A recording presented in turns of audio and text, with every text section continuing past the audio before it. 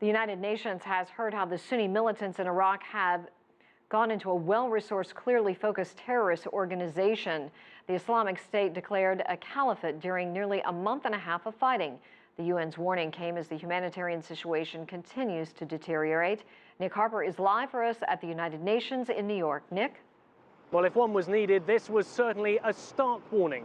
The United Nations saying that the Sunni militants who call themselves the Islamic State or IS have grown and strengthened in the last few months. They now estimate after about 6 weeks of fighting that they control a third of the country.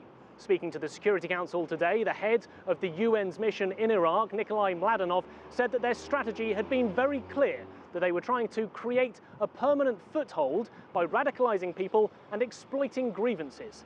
And he said that the group, who also call themselves ISIL, had played a very large part in making those changes. From a splinter group of Al-Qaeda, ISIL today has grown to be a complex threat to peace and security in Iraq, the entire region and beyond. Its terrorist acts are criminal and unjustifiable, regardless of their motivations.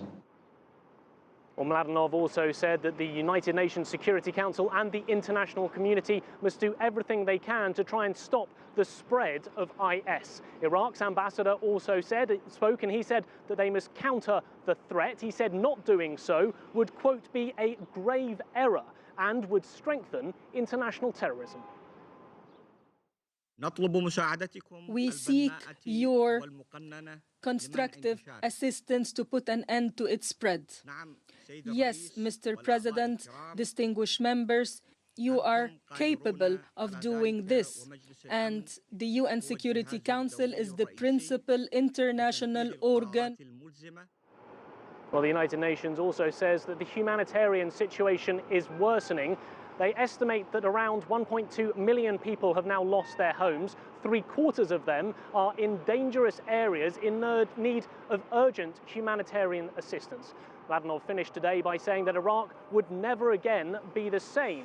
He said what was important now was to see if the Iraqi government and the international community could stop the spread of IS beyond Iraq's borders. Susan? Nick Harper reporting live at the UN. Thank you for the update.